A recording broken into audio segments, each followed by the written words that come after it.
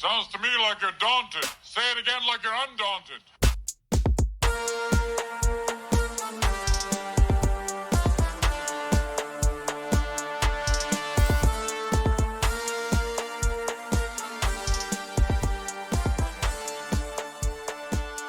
Indiana's high-powered offense handles their business against Marquette and then against Milwaukee before hitting a rough stretch of cold shooting in the game against the Incarnate Word, still coming out with the victory in that one.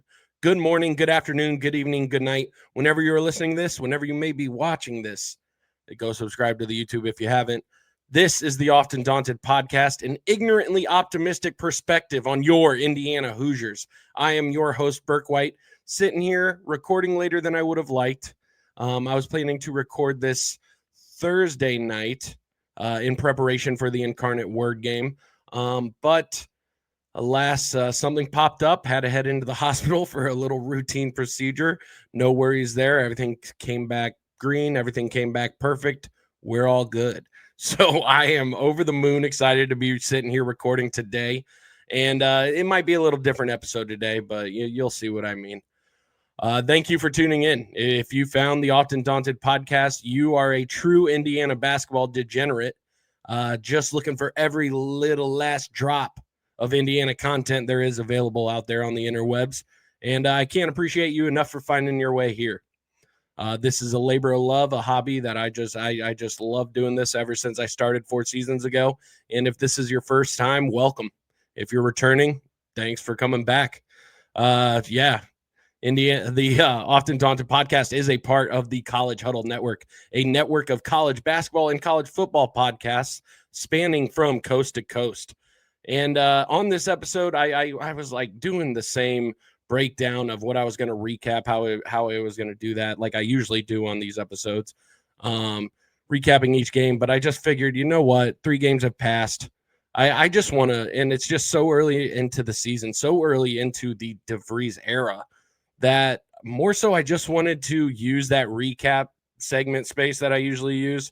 I wanted to use it just to see, what I've learned about the new Indiana after Indiana's 4-0 start to the season. So that'll be at the top of the episode. Following that, we'll get into your regular Indiana news, just some headlines around the state, some basketball, some just whatever I want to bring up.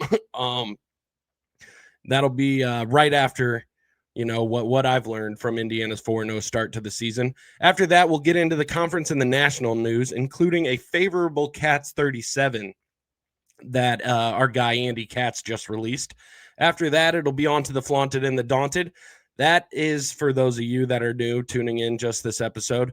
The Flaunted and the Daunted, that is your winners and your losers for the week. So it'll actually be the last 2 weeks because it's been that long since I recorded. After that, it'll be Burke's Big Five. And I brought up this Big Five when I was planning on recording Thursday. That is Indiana athletic plays of my fandom. Okay. My love for Indiana University athletics was started really kind of around 2010 when I decided this is where I was going to go to school.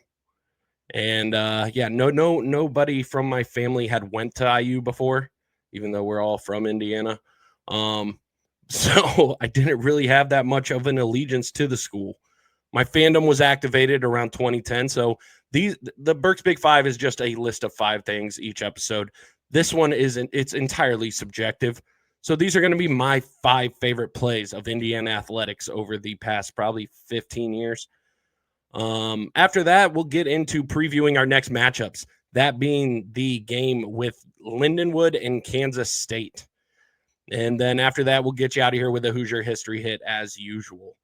Thanks to the old and new listeners, new watchers. Again, if you haven't subscribed to the YouTube, go check it out. If you want to see the ugly mug behind these mid takes, that's where you're going to see it. So, let's get right into it.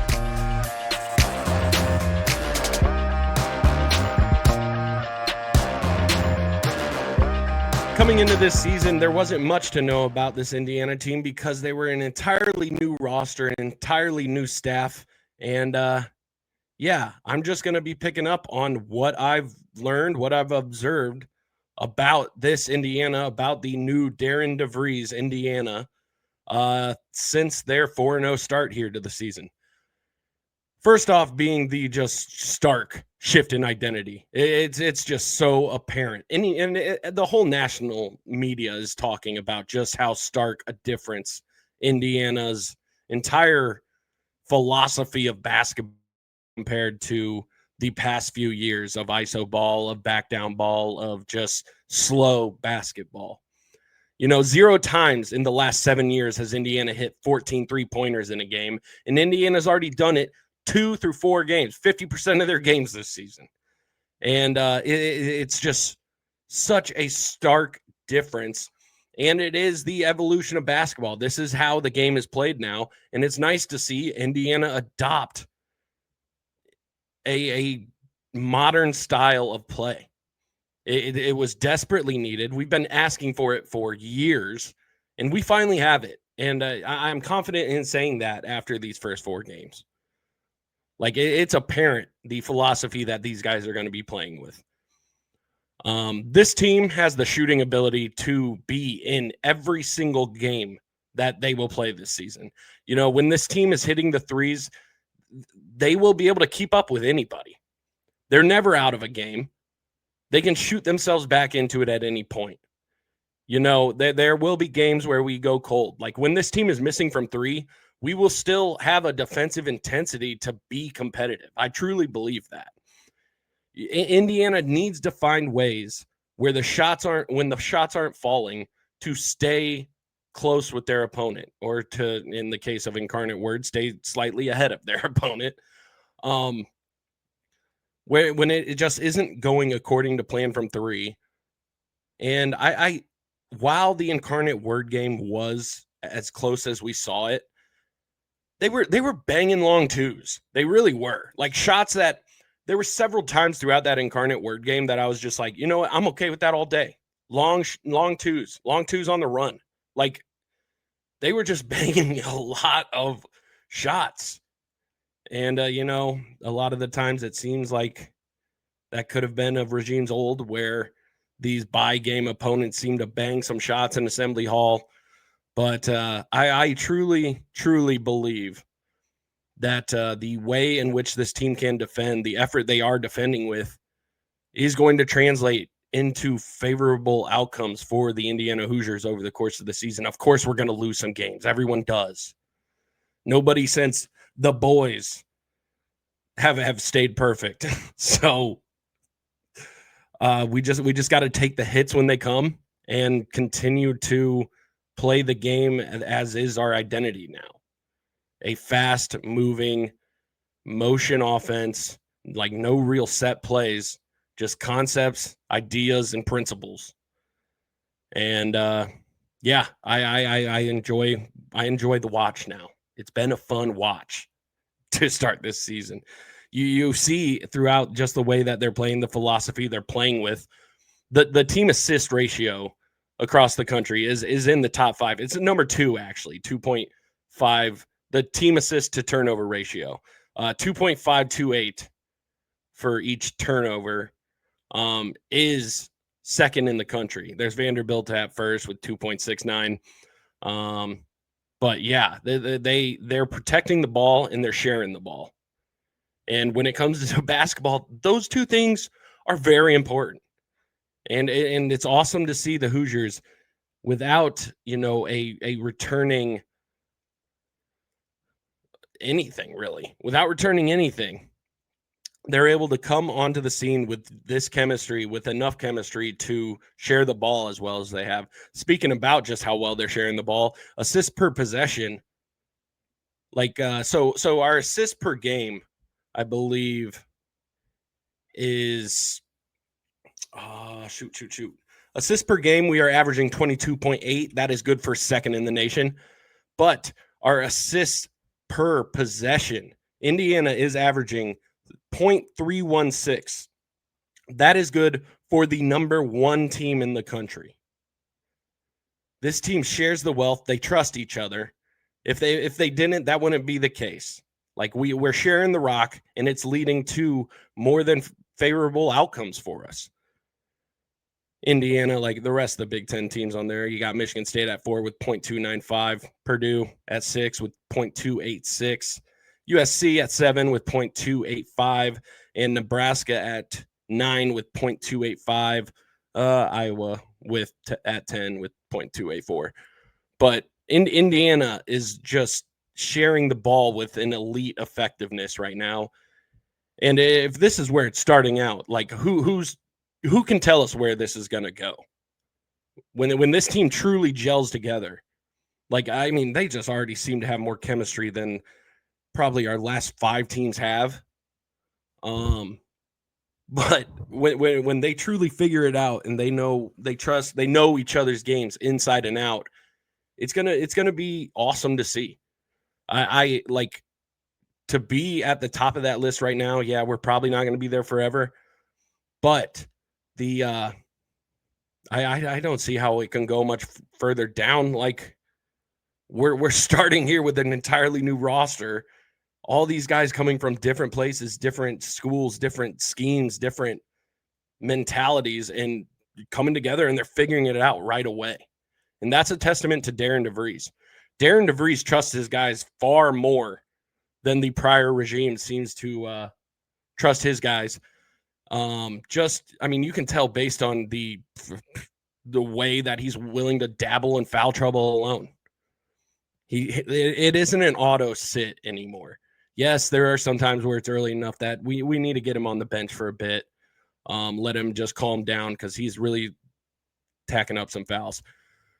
But you can tell that he trusts these guys to be able to rein it in on that end of the ball and kind of, you know, ride the foul trouble for themselves a bit. He doesn't, and like while he trusts them with being able to navigate foul trouble, he doesn't trust the defense to find its footing, which I appreciate. He doesn't give the defense, okay, they'll see what the team's doing. Let them take a few hits. They'll see what the team's doing. If he sees an issue with what's going on the defensive end, he's calling a timeout and he's addressing it right away. And that's a refreshing sight to see. You can see it bothers him to his core. And what more do you want out of a coach if you're a fan of a program? You want to see defensive inadequacies bother your coach. You want to see him call a timeout and address it right then and there. And Darian DeVries is doing just that. Darian DeVries, speaking to the trust, you see he's willing to ride the hot hand.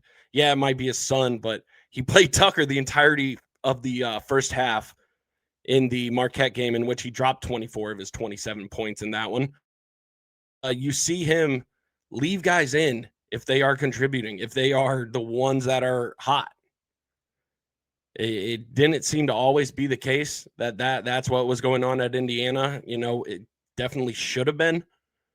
But Darian DeVries trusts his guys. If they're feeling themselves, if they are on a tear, he's going to leave them in. Another thing about just being able to navigate the situation game to game, it seems like these minutes are not predestined, you know, as we've seemingly become accustomed to.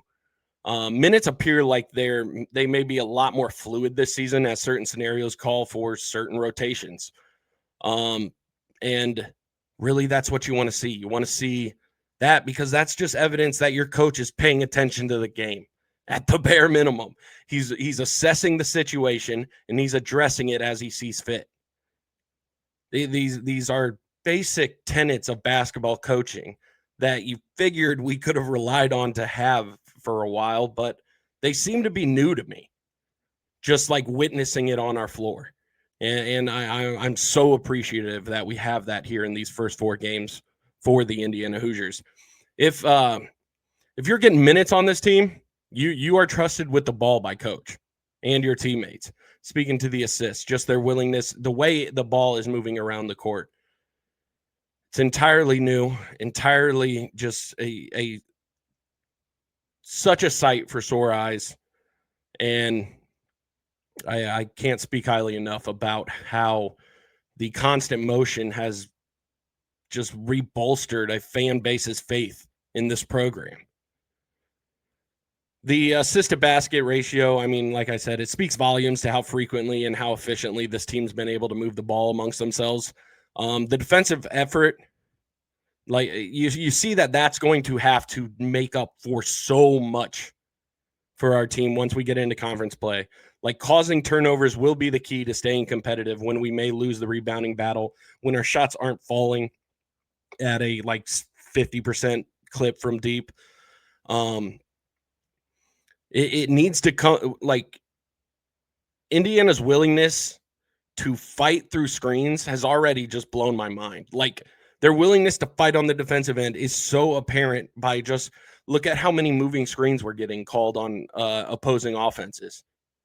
Connor Enright's willingness in particular, like the tenacity that you show in those moments is something new to anybody who's been watching this team for 10 years and maybe not 10, but damn, I mean, it's been a while. And it's good to see because that effort translates into favorable outcomes, into calls on opposing offenses. Speaking of individuals, like Reed Bailey, his offensive skill set, it bleeds onto the court. You see it whenever he's out there. He's so skilled offensively, but even in a take what we are given offense, like if we are given a shot, we're going to take it. Even in a take what we're given offense, I'd like to see him press the issue a bit. Like he needs to come out each game hunting a 3 or 2 right out of the gate. Like with what he lacks in like physical girth and just size, like thickness down there, he can impact the offensive game even when he doesn't have the ball, so long as the other team's big men have to commit to guarding him on the perimeter. If he's able to go out there and hunt threes right out the gate, prove that he's a problem out there, and he'll be able to keep other teams' defenses honest, be able to open up the interior for some of our cuts. And even when he's on the perimeter, he's able to pass just as well as any big men in the country, as far as I'm concerned, from there. So if he's able to bring out that big man on the opposing bench, on the opposing team, and really clear up the lanes for Tate and Conaway flying down the middle, or flying down the middle only to pop it on the other side to an open 3-point shooter, like it's going to go a long way. The rebounding, we could use a bit more, but if he's able to help us just open the floor like that by keeping big men honest, it's going to be so beneficial for this team in the long run. Tucker DeVries is the primer that the DeVries era like needed to get going. Indiana's been the best when Indiana's in their tempo and he's the one facilitating and setting the emotional tone for this team. He's done so great in doing that. He seems to be the one supercharging this culture. I can't thank him enough for it. I mean, hey, you bring your son in, you can probably push him a bit harder than the rest of the guys, I imagine. But the way that when Indiana's humming, when they're flying around there on the offensive end, a lot of it is Tucker just in his control of the game, facilitating everything that's going on. It may not seem like it because just the spread of assists is just every single guy's picking up assists. It isn't just running through Tucker, either shooting it or him getting the assist by passing to the open man. But you can tell that he is setting the tone. He's calling actions. He's telling dudes where to go. Like, he's just been such a key piece in Indiana finding its footing this quickly. In Indiana, I think, establishing a new culture this quickly. Lamar Wilkerson, he's so much more than a spot-up shooter. He can dish it with the best of them. I think he had 8 assists in that not the Marquette game, but the other one, the Milwaukee game. And he was discussing how he wanted to become more than just that spot up shooter that every single team in the nation wanted out of the transfer portal. And it looks like he's becoming that. I was listening to KSR just after that Louisville game in which they had when Kentucky lost to Louisville, and they were just talking about how much in that game they could have used Lamar Wilkerson because they were the other team in on him. They felt like he would have been a piece to take them over the top and really help them compete against Louisville. He's such a skilled player offensively, can stand to tone it down a little defensively at times. We're going to need him on the floor to succeed this year. And, when his shot's not falling, you know what? I want him to keep taking it because the way that this guy strokes the ball, like, if it's not there, he needs to shoot his way out of it and get it there for Indiana to be the best it can be. Tayton Connerway, he just may be the largest stabilizing force on this team. He gets the bucket at the rim when Indiana needs it. But at the same time, he doesn't press the issue and appear to be forcing it at any time while he's doing that. He has such a great feel for the game. He knows when to dish it out. He knows when to go up with it. His ability to get downhill will create so many open shooters for the Hoosiers this season. His ability to finish has it makes sure teams have to be willing to contest him at the rim, which is just going to leave up open shooters, and our shooters are deadly. The incarnate word game, you have to think that is not the norm. And I truly believe it's not the case, that just is not the norm for this squad, for this talent that we've brought in, for these guys' expertise. And the manner in which he's able to dish from the interior is so major for the success of the Hoosiers. It's just, I mean, and I'm sure that's exactly why Darren wanted to bring him in. I'm sure that's exactly what Darren wants him to do. As just one of the largest unknowns for me heading into this season, largely due to him just being buried in an absolutely stacked Florida roster last season, Sam Alexis gives IU a much-needed and solid reliability in the paint. He was the leading scorer in the incarnate word game with 16 points and 8 rebounds. And he makes sure that when Reed Bailey isn't in the game, opposing big men still have to come out a bit to watch him. But he's just so quick with how fast he can slip behind defenders and find himself at the rim for an easy oop, like you've seen it. Like whatever he lacks in his size, it's been amazing to see what he brings with his just sheer athleticism. I was telling my buddy the other day, it's his reliability is like what I thought we were missing with Jordan Geronimo when he was having some of his best games here. Like, his athleticism is great. It's just Jordan didn't have any reliability for us. That doesn't appear to be the case with Sam Alexis. I think this guy is a cold operator, and he's a cool operator, and I think we can trust him this season. He just is able to attack the lane when we need him to. He's able to, pop a shot when we need him to. He's tough in the paint on rebounds. He isn't going to get every rebound just due to his size, but he rebounds with 2 hands. And you know what? It shouldn't be as simple as that.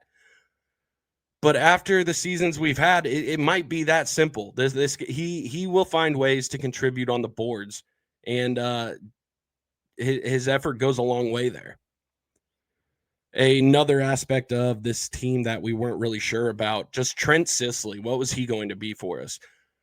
Trent Sisley will be a large contributing factor and role player off the bench. I truly believe that now, even after 4 just, some lackluster opponents. We don't even know how good Marquette is anymore after that Maryland game.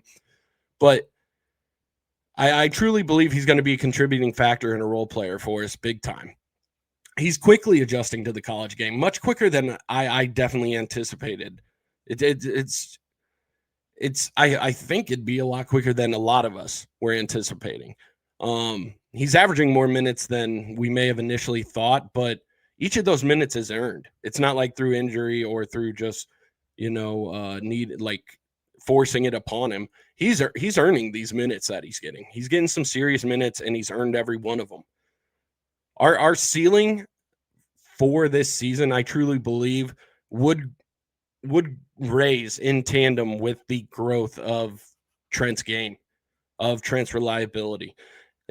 Grabbing 8 rebounds and scoring 10 points in that Incarnate Word game while being the only one to shoot closer to what we've seen from deep from this squad at 2 for 4 from deep.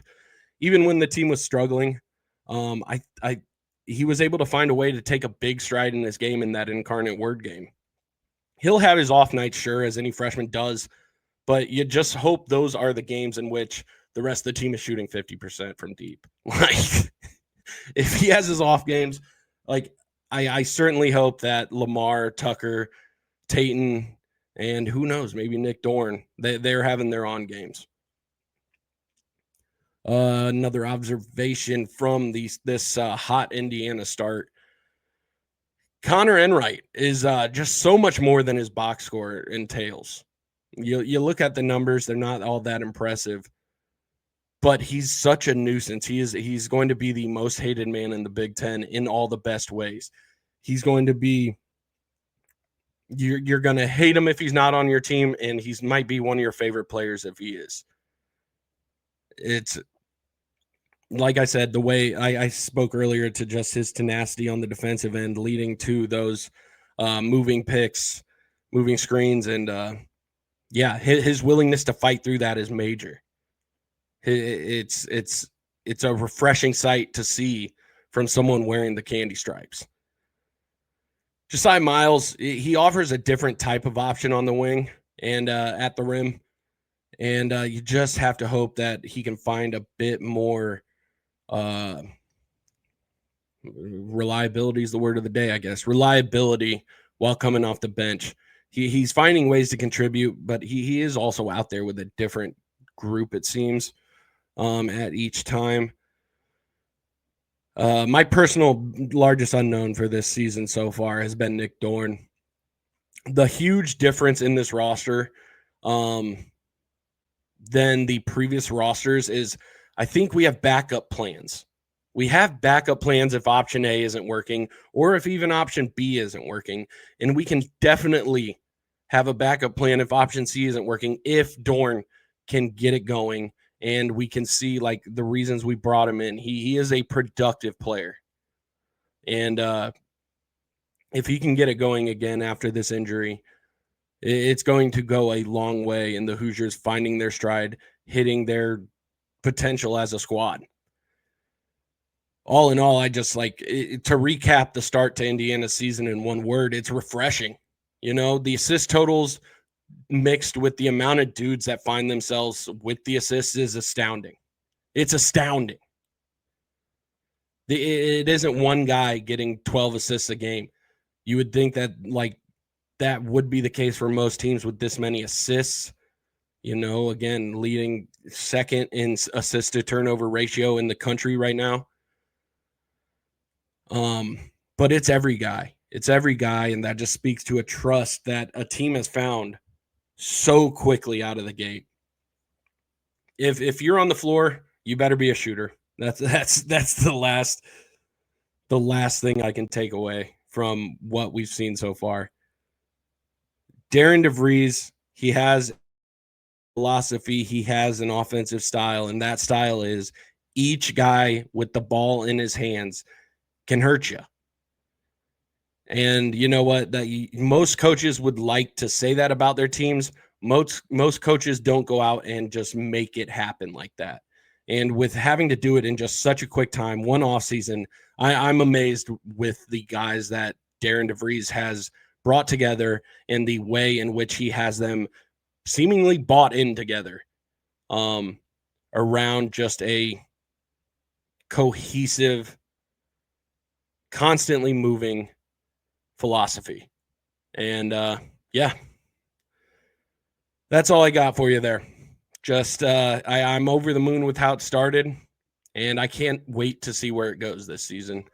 Let's get into the Indiana news.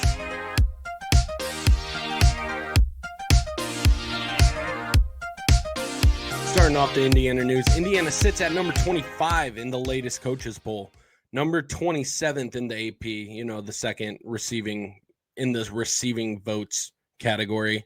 And just nice to see the Hoosiers are on everybody's radar. And you know what? That gives us a lot of room to climb. I like that the coaches are recognizing it before the AP because, to be honest, the AP voters can't vote worth a damn without bias. So, you know what? Good to see the coaches respecting the Hoosiers this quickly into the season, and can't wait to see how high we go.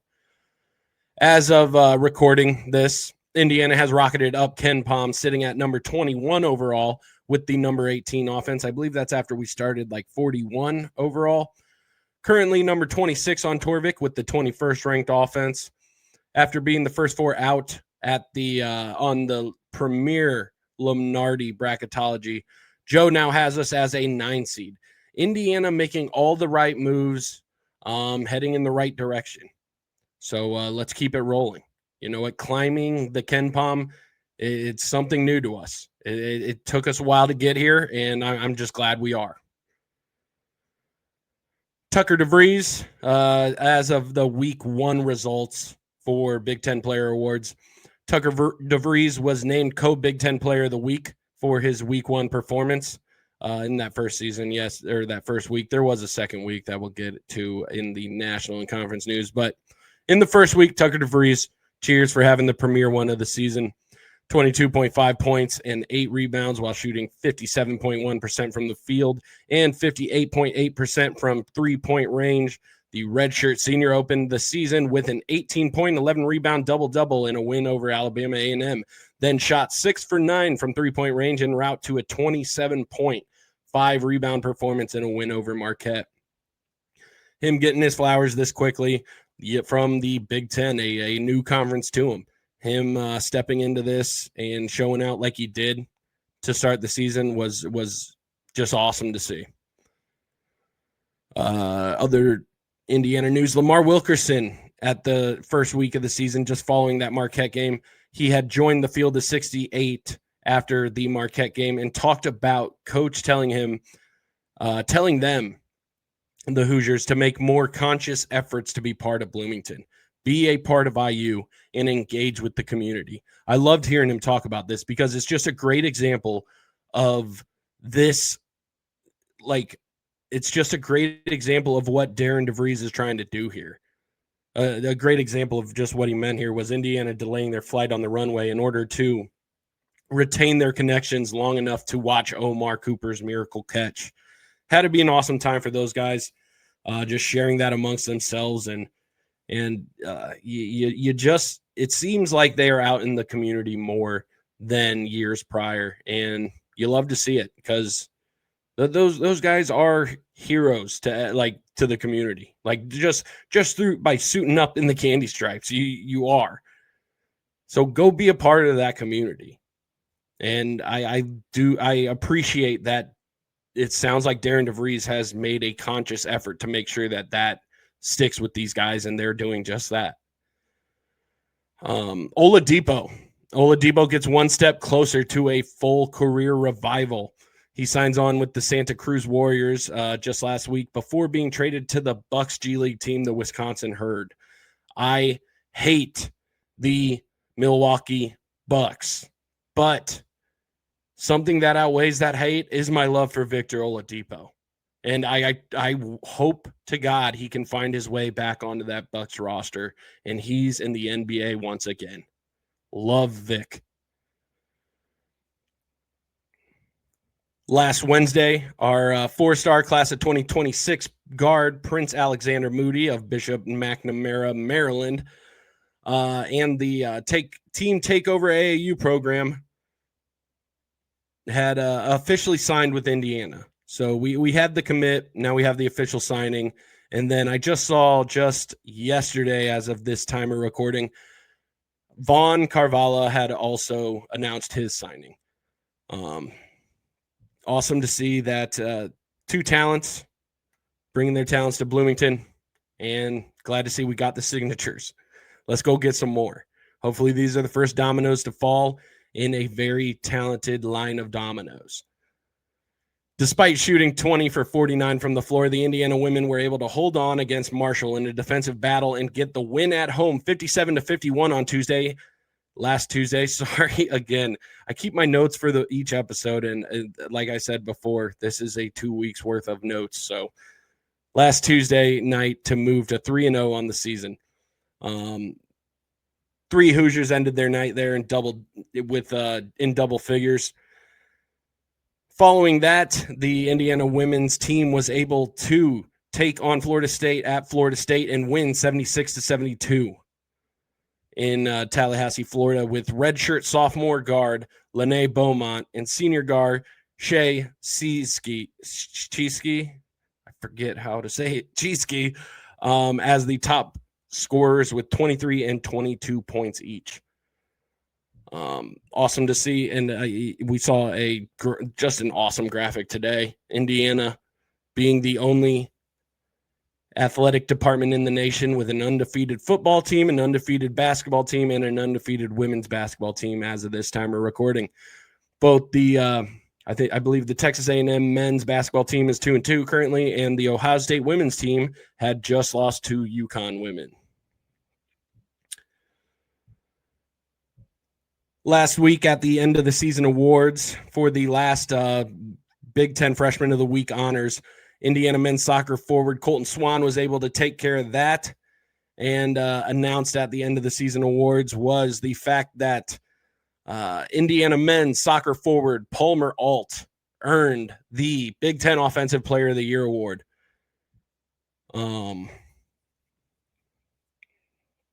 While also being named a unanimous first-team All-Big Ten player, with Collins Orduro, a junior forward, being featured on the All-Big Ten second team, Colton Swan in the All-Big Ten freshman team, and Alex Barger, junior defender, was IU's Sportsmanship Award honoree.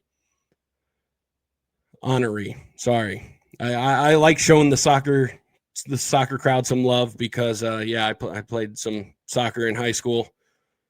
Big time goalie right here. And it's a sport I like to keep eyes on, from not as obsessively as basketball and football, but you get it. Super local. Yeah, just some local stories here, but super local. But for any Northeast Indiana listeners, downtown Fort Wayne staple, Pint and Slice will be closing after 18 years. Go get your last delicious slice. Go get a delicious pint with it. Sad to see it go. Just they seem to just get that new nice side dining area up and running, up and kicking, and it's just some awesome pizza, awesome breadsticks. Sad to see Pint and Slice closing down. Sounds like they're handling it well, but yeah. Shout out. You have until the end of the year, December 31st, I believe, to go get you a slice. Last story in the Indiana news. Rejoice, Southern Indiana. You may be able to get your hands on beaver nuggets soon enough. The Texas-based gas station chain Buc-ee's is nearing a deal to buy a 28-acre lot off of East Worthsville Road and I-65 in Greenwood, Indiana. So you listeners in Southern Indiana, Buc-ee's is coming.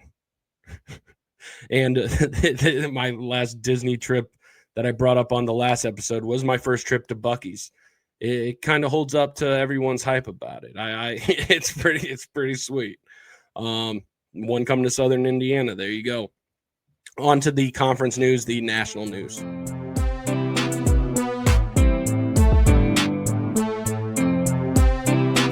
USC's Chad Baker Mazzara was not suspended despite a false tweet going semi-viral about it. A complete fabrication by a parody account gained some real steam, saying that he was kicked off after an altercation with Muss. And turns out it was just a parody account that went wild. The national story we're talking about, Grace College. Yeah, this is national and statewide, I guess, and state local related, I guess. Grace College from the Warsaw area here in Indiana sets the record for points scored by a team in a collegiate game with 172 points against Ohio Christian University, sorry. They finished the first half with 93 points. They were playing a full court press and forced 40 turnovers, scoring 93 fast break points with 100 points in the paint. 4 players entered the game with at least 20 points, led by Maddie Pointer with 34 points, who went a perfect 17 for 17 from the line. Just an astounding victory. The concept of just running layup lines to score that many points, how long would that take alone? That team able to score 172 points in 40. Oh, shoot. What is it in? Just crazy. I wouldn't usually bring up an Ohio State commit, but this one is worth bringing up as per Joe Tipton, 4-star Marcus Johnson has committed to South Carolina, he told Rivals. The 6'2 guard decommitted from Ohio State last month. And if you would believe it, this is the current cousin of Gamecock Michi Johnson. So much like his cousin, following the Ohio State to South Carolina flip-flop. Now let's just see it. Let's see if he can do it 3 more times and break his cousin's record. Indiana jumped a few Big Ten teams on the latest Andy Katz power rankings. At number 1, you had Big Ten Purdue, with Andy saying the Boilermakers had an impressive road win at Alabama to send a clear message that they should be number 1, and then blew past Akron Sunday night. Next on the Big Ten was Michigan at number 7. The Wolverines escaped with wins over Wake Forest and at TCU.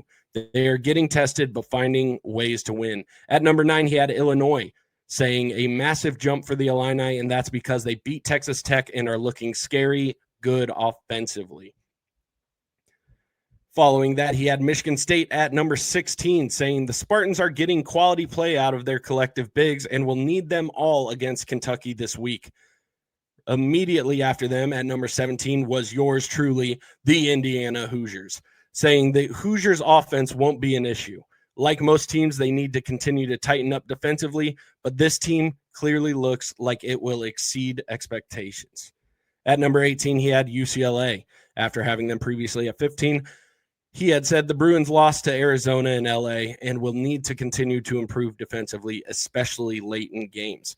At 20, he had Wisconsin, saying Nolan Winter has been an underappreciated big man nationally, let alone in the Big Ten. He'll be tested against BYU this week.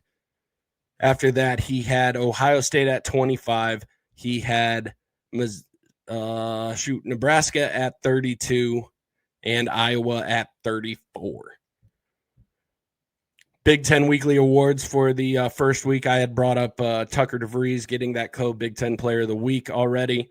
The other co-Big Ten Player of the Week of the first week of play was Bruce Thornton, who averaged 32 points while shooting 77.8% from the floor and 7 for 12 from deep, with 5 rebounds and 4.5 assists. He had scored 26 points against IU Indy and 38 points against Purdue Fort Wayne. 38 points was the most points scored by a Buckeye since Jared Sullinger had a 40-piece in 2010. Freshman of the week for the first week was Illinois' David Mirkovich, after averaging 18 points and 12.5 rebounds against Jackson State and Florida Gulf Coast. And this last week, player of the week was Braden Smith. I guess he played pretty well. Freshman of the week was David Mirkovich again with Illinois. He paired 19 points and 12.5 rebounds last week as the Illini claimed 2 victories. He posted the first 20-point, 20-rebound game by an Illini in 53 years with career highs of 27 points and 21 rebounds in the win over Colgate, along with 3 assists. Then, this isn't college, but I wanted to bring it up. The 2025 to 2026 Pacers City Edition uniforms are here, and they are sweet. They are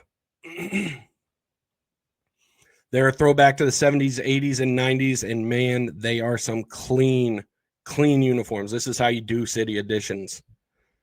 Just wanted to show the Pacers some love for that decision. Some significant scores from around the conference. Last Friday, Maryland got beat on their home court by Georgetown 70-60.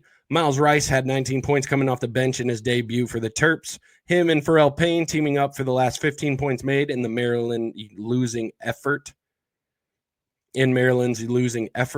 Miles was then in a boot on his left foot for the Terps following game with Alfred State just this last Tuesday.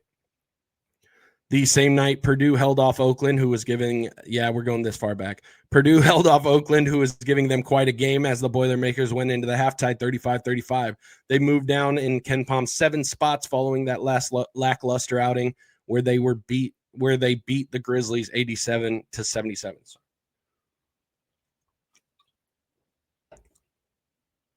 After almost losing to Hawaii in their opener, Oregon once again escaped catastrophe, narrowly beating Rice 67-63 as Nate Biddle dropped 25 points, shooting 2 for 8 from deep.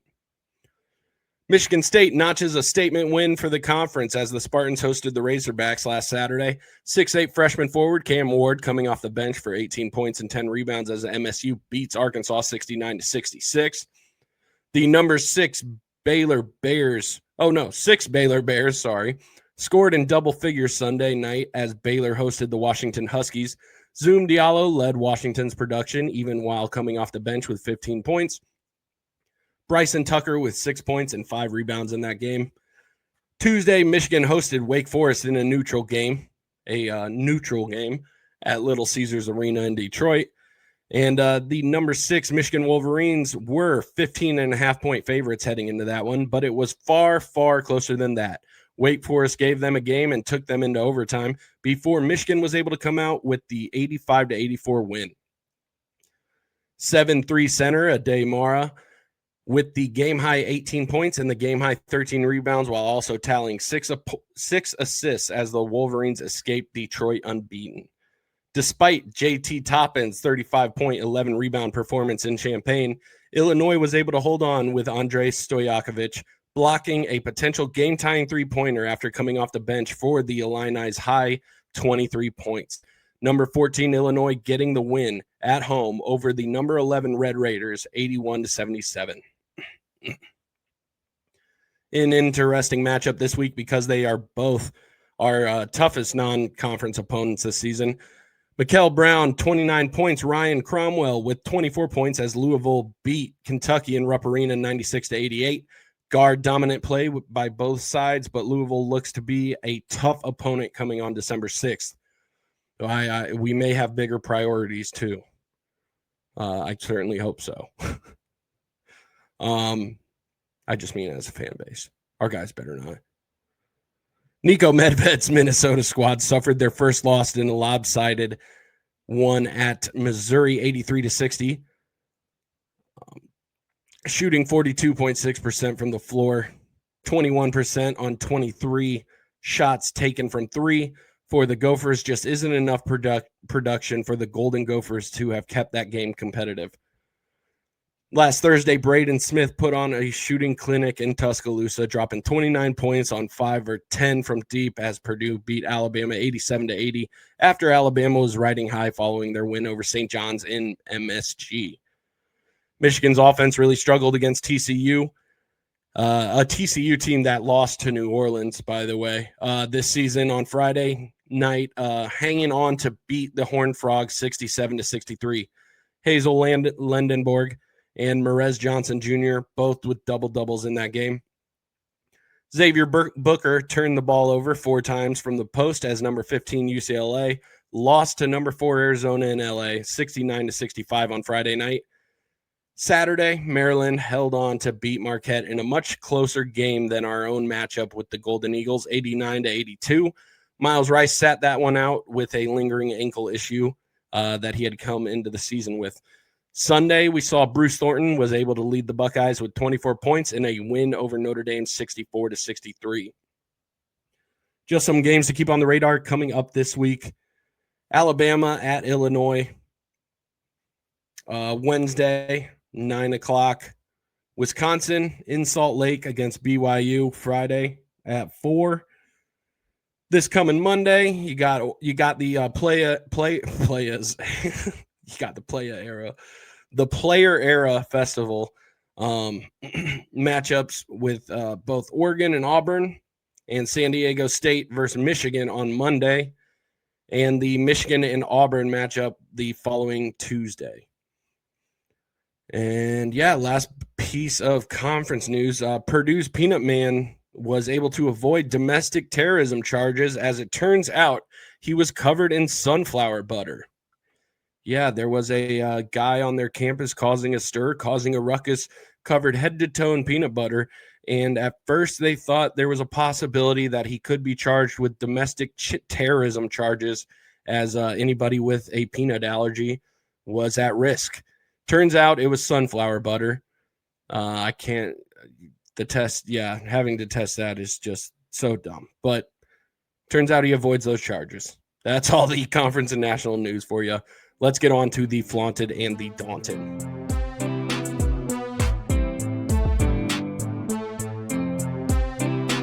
All right, this Flaunted and the Daunted is like 2 weeks worth, okay? You got to give me a little leeway. As I said, I take the notes between each episode, and something popped up, so I wasn't able to record when I meant to on last Thursday.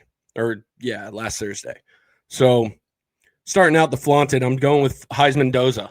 This was right after the Penn State game. I added him, but then his Wisconsin performance cemented him here on the Flaunted list for the week.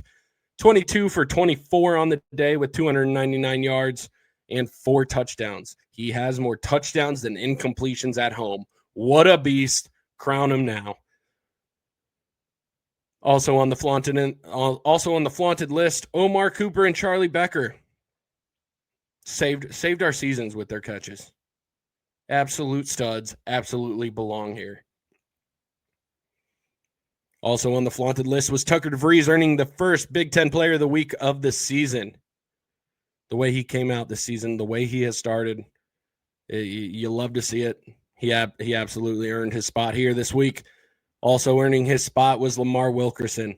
His big performance in the, not the Marquette game, the game that followed, Milwaukee game, subsidizing some points when Tucker wasn't just shooting the lights out of the gym.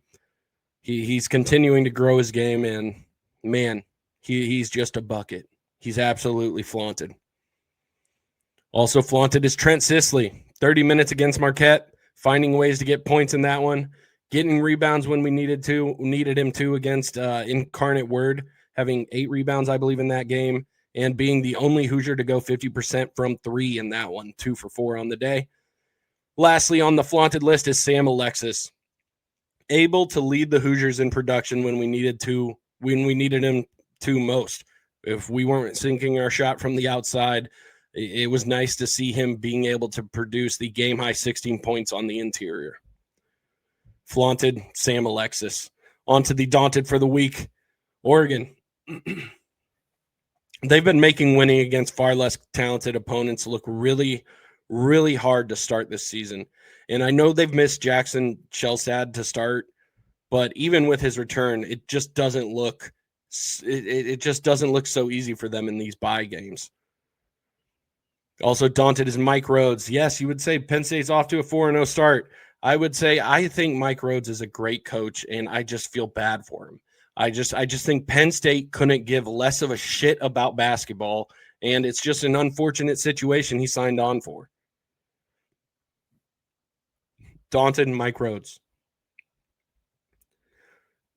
Daunted, Lane Kiffin. Lane Kiffin is one daunted individual. He loves talking shit on Indiana. He loves bringing up how Vegas and the metrics would favor Texas A&M over us, despite that just being totally a fallacy and entirely wrong. If you crunch the numbers, Indiana would absolutely be the favorite on a neutral site. We might be the favorite at Texas A&M. It's just entirely wrong, and the fact that he just can say it, and the dumb people of the SEC are going to take his word for it. The dumb people of ESPN are going to spread it like wildfire. It's so dumb. Absolutely daunted. Lane Kiffin. Also daunted North Carolina Athletic Department. Seth Trimble breaks his arm when a lat pull-down machine falls over on him. That's an issue. I mean, he could probably sue him. But it's also just such a bad look. You're a high major athletic department. You crown yourselves as one of the most serious, one of the most prestigious basketball programs in the nation, and you have your equipment out here crippling your players. Absolutely daunted look by North Carolina's athletic department this week. Lastly, daunted for a record 14th straight Flaunted and the Daunted is the Purdue football Boilermakers. And you know what? I have a feeling it's not going to go anywhere because they don't have this coming week to make up for that. And they definitely aren't getting off the list when we turn that blackout into a red out. So Purdue football Boilermakers, 14th straight. That's a record. You are daunted. On to Burke's Big Five. All right, these are the big 5 plays of my personal Indiana fandom. 5 plays that just made me lose my mind. 5 plays that had my heart racing. 5 plays that made the ups and downs all worth it. Starting off, I wanted to start with an honorable mention, and that's Oladipo's almost oop on Michigan. That was one of the most memorable plays of my lifetime.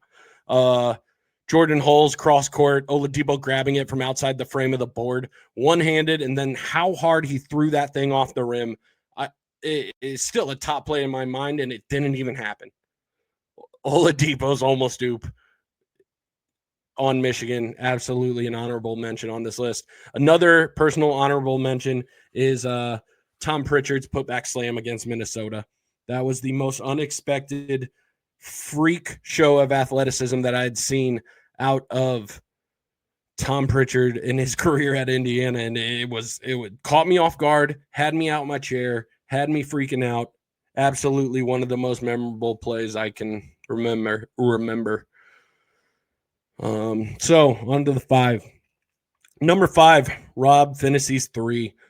After losing 9 straight games to the Boilermakers, Rob Phinisee, Lafayette native, receives the inbound from Trey Galloway and then hits the 3 with 17 seconds left in the game to take the 66-65 lead over the number 4 Purdue Boilermakers in Assembly Hall. This kick-started the Woodson era with some optimism. It got us going, but little did we know just how flat that would end compared to this moment of Mike's first season. Number 4, the Michael Penix dive. I remember this play vividly, like most of you probably do, the Michael Penix dive against Penn State just after the, real heat of COVID. Personally, I remember it because it was my wedding day. Indiana's first top 10 win since 1987. All of us were around. Yeah, I mean, it was in the middle of the wedding. But we had to gather around, had to take a break, had to focus in, lock in when this play was going down. Down 35-34, the game on the line. Indiana going for it to end overtime with a 2-point conversion. Michael Penix stretches out and just he saves the day.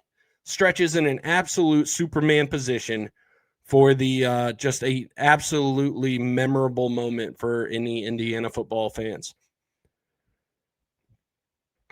Number 3, I have Charlie Becker's catch in that Penn State game. And you could say Michael Penix's play was better, but Charlie Becker's catch, without Elijah, we needed somebody to step up in that game. And Charlie did just that over and over the course of that game to keep the Hoosiers in it. 7 catches for 118 yards with no catch smaller than that 7th catch. It was so important, saved our season, kept the undefeated streak going. And, it has us playing for the college football playoff, that catch right there. Without that catch, who knows? Who knows if we're able to get that next down? Like Charlie Becker's catch, number 3. Number 2, the Watt shot. The Watt shot, absolutely immortalized in my mind. I wasn't there for Smart's game-winning national championship shot. I wasn't locked in. I wasn't activated yet. So like these are the plays that I love. Again, Burke's Big Five is always subjective. It's always up to me. So number 2 is the Watt shot. The way in which the masses filed down onto that court. The absolute it almost felt like an exorcism all at once of just bad vibes from the seasons prior. And it was my first season on campus. Yep, I got it right here. I'll show it every chance I get. Got the watch shot signed by Christian Watford. Got my ticket here, row 42, seat 101. I was still able to make it onto the floor. Yes, climbing down just straight up 42 rows of seats. I made it onto that floor and got it actually at a Big Brothers Big Sisters event. I got that ticket signed by Dickie V. So who had called with the immortal call. So really just a staple play in most people's Indiana fandoms. Anybody who wasn't alive for our last national championship. And number 2 for me. And number 1 was Omar Cooper's catch. Season on the line. Omar Cooper with the most improbable catch you've ever seen. I swore he was out in real time. I'm sure most of us did. His wherewithal to get that foot down. The refs' wherewithal to make the right call, to be that observant and locked in that moment. It was a perfect play for any Indiana Hoosier fan, and that's why it's the number 1 play. This whole list was prompted by this catch. I just had to think about where it ranked in my own Rolodex of Indiana athletic memories. And if you're honest with yourself, with everything that we have into this football season this year, you know it's up there in yours. Omar Cooper's catch, number 1.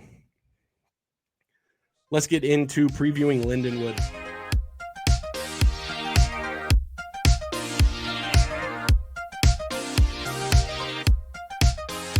Lindenwood currently sits at the 338th position on KenPom with the number 353 offense and the number 279 defense. ESPN's matchup predictor has Indiana with a 99% chance of winning this. Their last 5 games, they are currently 2-3 on the season. After having started the season with a loss to Texas Tech, 98-60, then beating some team called UHSP. I don't know who that is. 116-51. They don't even have their logo here.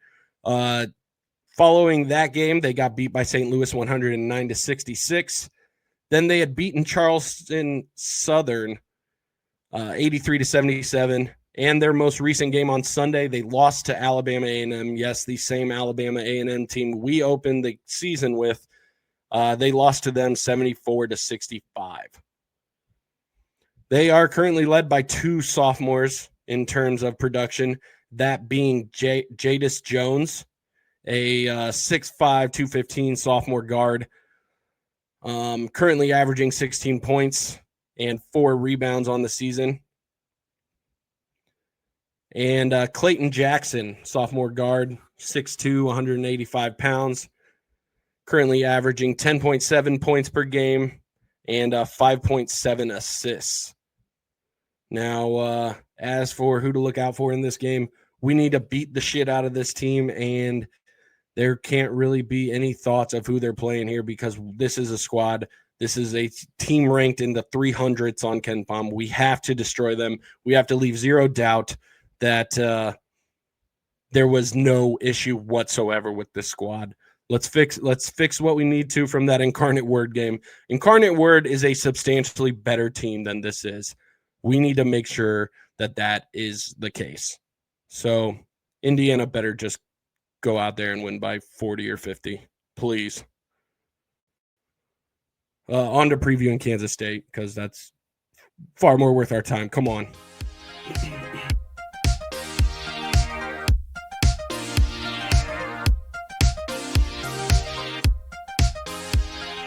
Kansas State is coming into this one 4-0 after beating UNC Greensboro to open the season 93-64, beating Bellarmine after that 98-71, followed by a narrow victory over California 99-96, and just their most recent game on Monday being a victory over Tulsa 84-83.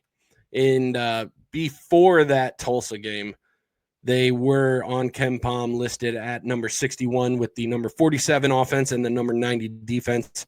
After the Tulsa game, they dropped to number 72 with the number 54 offense and the number 95 defense. Indiana's history with Kansas State.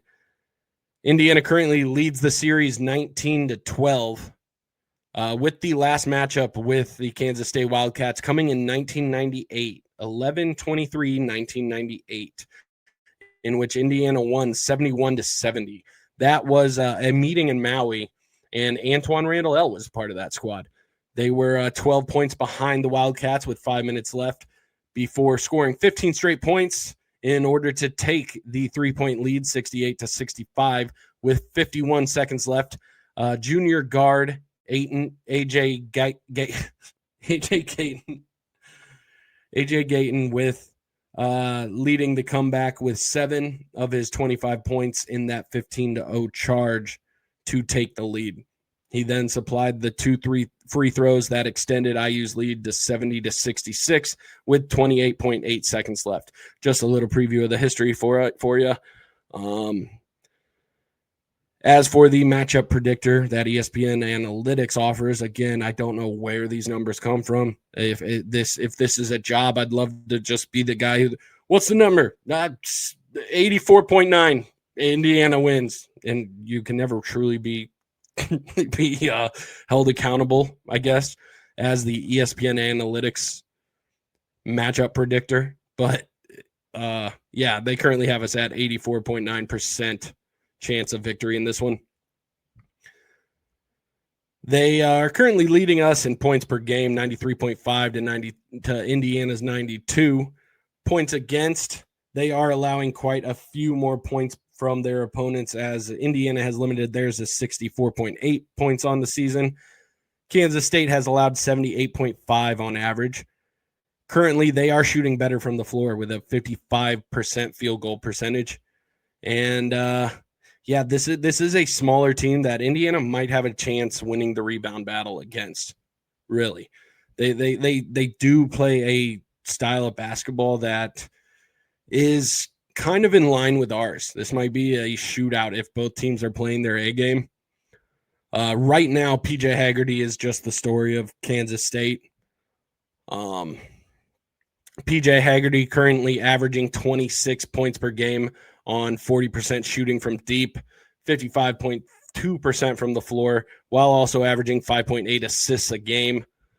Them as a team from deep, they are shooting very well, 45.7%. Through their first 4 games, like they've been hot from deep.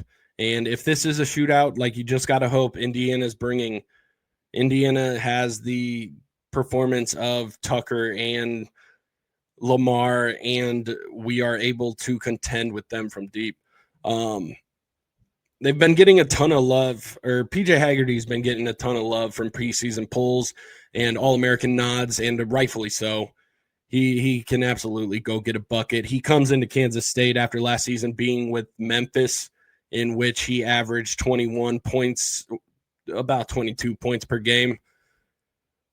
He's averaged at least 21 points per game the last 3 seasons with, I guess I'm including this one, but he's averaging 24.3 now. Season prior, he averaged 21.7 for Memphis, and that season prior to that, he was averaging 21.2 for Tulsa. He's in this last game, he scored 25 in the second half against Tulsa. 25 of his, I believe, 29 points in the second half against Tulsa, when the Wildcats were able to come back from 5 down in the last 49 seconds to beat Tulsa 84-83. That was just this last Monday. What's big about his game and where Indiana could find trouble, especially with PJ Haggerty, is he's been causing an average of 8 fouls to be picked up by his opponents a game. We have to be careful to limit his ability to draw fouls and not have our guys get into too much foul trouble here. He really attacks defenses, and a lot of the times the defenses are all too willing to attack him right back, and we just have to show some composure on that end to limit the trouble that the Hoosiers get in there. Nate Johnson, senior guard, 6'3", 215 pounds. He has really stepped up into high major basketball after playing for Akron last season. And he currently is averaging 14 points this season on 58.8% shooting from three. He's lighting it up from three. Somebody to look out for, somebody to key in on. Also coming off the bench, providing a much needed just second wind for their rotation is sophomore David Castillo, who was able to come off the bench for 16 points in 20 minutes in their game against Cal. This could be a shootout if both teams are locked in offensively. I like our defense in this. But I think this is a game that the Hoosier faithful shows out for. I think it's one where Indiana shows a few doubters again that the Darian DeVries era, the Darian DeVries Hoosiers aren't just like looking to compete down the line. They're looking to compete now. I like the Indiana Hoosiers 92, the Kansas State Wildcats 79. Let's get into your Hoosier history hit, and then we'll get you on out of here.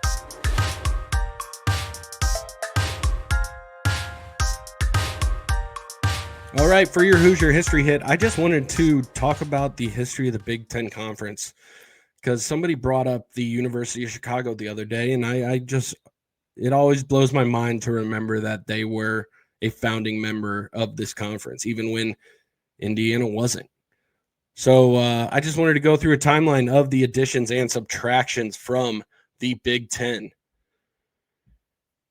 So starting in 1896, the Big Ten was founded with the founding members being University of Illinois, University of Michigan, University of Minnesota, Northwestern University, Purdue University, University of Chicago, and the University of Wisconsin. And if you're listening to the podcast, you can, I'm going to have a little visual to go along with this on the YouTube, just showing, adding and removing the various schools as I bring them up. 1896, those are your founding members. 1899, that's when yours truly arrives onto the scene. Indiana University and the University of Iowa joined the Big Ten, 1899. 1908, the University of Michigan is voted out. They had refused to follow league rules limiting games and player eligibility. So yes, they were trying to get one over on the system, as they usually do. Go figure. Michigan had to be voted out in 1908 for a bit. In 1912, Ohio State University joins the Big Ten Conference, with the University of Michigan rejoining the conference in 1917. The University of Chicago in 1946 de-emphasized varsity athletics and dropped its football program, all in the name of academic pursuit. That's a noble thing to do. Ultimately, you can fund a lot of academic pursuits with the money that was to come in the Big Ten Conference. Just no foresight there, I guess. 1946, the University of Chicago goes by the wayside. 1949, Michigan State University joins the Big Ten, and they began full athletic competition in 1953. 1990, Penn State University joins. They began full athletic competition in 1993. 2001, this is kind of when the expansions got ramped up. University of Nebraska Lincoln joins in 2011.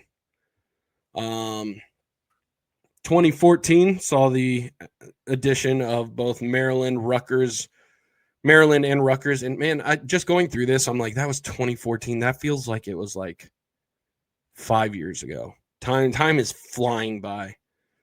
That was my senior year on campus. University of Maryland and Rutgers both joining in 2014. Well, they joined in 2012. It was effective in 2014. And then in 2024, Yep, that's when it got crazy. That's when we went coast to coast, University of California, Los Angeles, University of Southern California, University of Oregon, and the University of Washington join. That was just a little that's your Hoosier history for the week. I wasn't going to do too much researching. I just wanted to bring up a timeline of the additions and subtractions around the conference. So, yep, that's it. I hope you enjoyed this last episode of the Often Daunted Podcast. If you haven't subscribed to the audio, please subscribe to the audio. If you enjoy the audio and you want to check the video, see, like I said, see the ugly mug behind the mid takes, please feel free to reach me. Find me on youtube.com, Often Daunted Pod. That's the name of the channel. Just go find me there, subscribe, and if you like what you see there, continue to check in. Videos are uploaded there just as they are also uploaded on the podcast stream wherever you get it. It's across all major podcasts. You can find me anywhere. You can follow me on X and Instagram in particular. I'm across all socials, but if you want to contact me, those are the two to get in on. I'm a Mr. Follow Back, so if you give me a follow, I'll probably hit you with the follow back. Please just give me any input you have on the show. How can I make it better? What can I do to improve this project of mine? I take everything you guys have to say into consideration. I truly enjoy having your input. I feel like some of the best producers of this show are just those who are willing to engage with it, and I can't thank you guys enough for that engagement. I am going to be back here following the Kansas State game, barring procedures popping up, but no, we'll be fine. Knock on wood. We'll be fine. I will be right here right after the Kansas State game, hopefully to recap 2 victories where the Indiana Hoosiers once again put on displays for all of us to take pride in.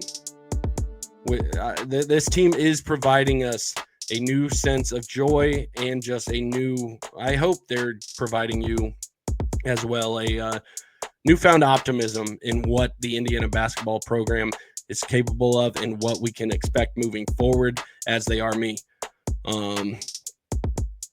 So I hope you and yours have a great week. God bless you and yours, Hoosiers fans. Lux et Veritas. Bye.